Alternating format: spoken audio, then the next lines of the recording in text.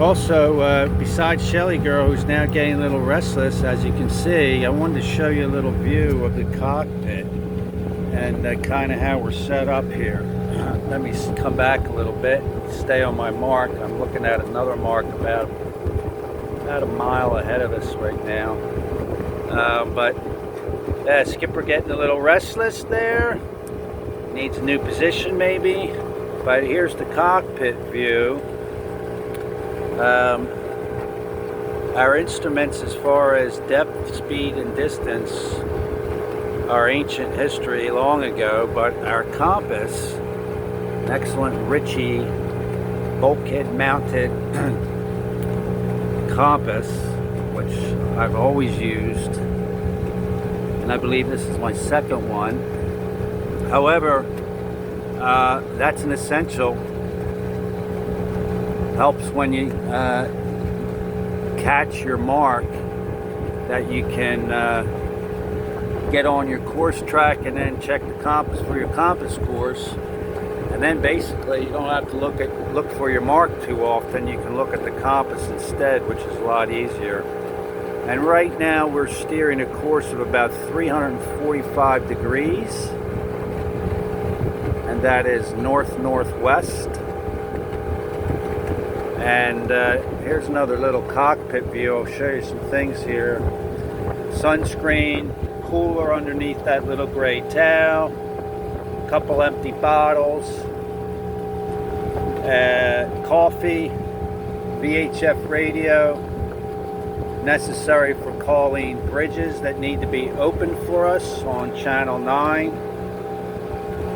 We have the solar battery, power bank, and charger for the phone, courtesy of our good friend James Geiger of Palm Beach, Florida.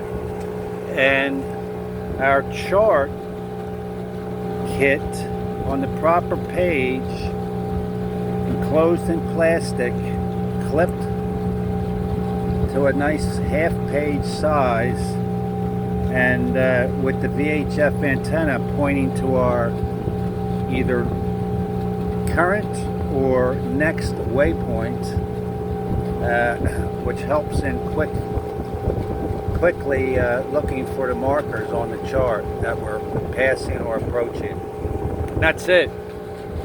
Underneath these towels and the tiller is gasoline, a 6-gallon tank connected to the engine, and underneath the charts we have 3 2-gallon jerry jugs, one of which is currently empty, that we will be refilling at our next stop, which is Flagler Beach, which we should be arriving at approximately 10:30 to 11 o'clock. So we've identified a marina there last night called Simpar, which supposedly has fuel. We haven't contacted them yet to inquire directly or let them know that we'll be arriving and needing some. And that's something I'm going to have to do before I get there while underway now. It's often nice to be able to get fuel in the spot you've arrived at that day, at the end of the day, because that can take us through the next day. But in this case, that wasn't going to happen, and I just am holding off until the next available spot in Flagler Beach, which now we should be less than 10 miles away. And that's it.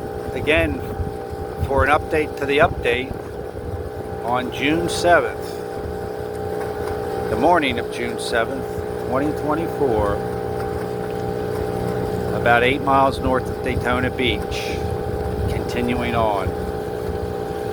I looked at the chart recently and it looks like we have about, right where we are now, in fact, about 800 nautical miles, 800 statute miles, which is less nautical miles.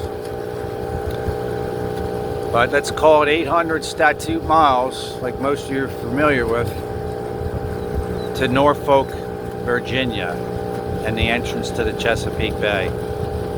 That I'm looking forward to, because one of the places I've had in my mind and memory for many years, and I'd love to get back to, and we're going to, God willing, we get there, which I think we will.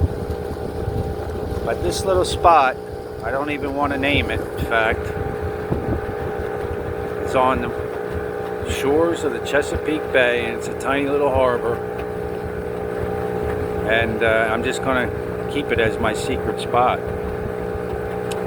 But in any case, I'm looking forward to getting there and reminiscing about my journey south from Cape May in October of 1993.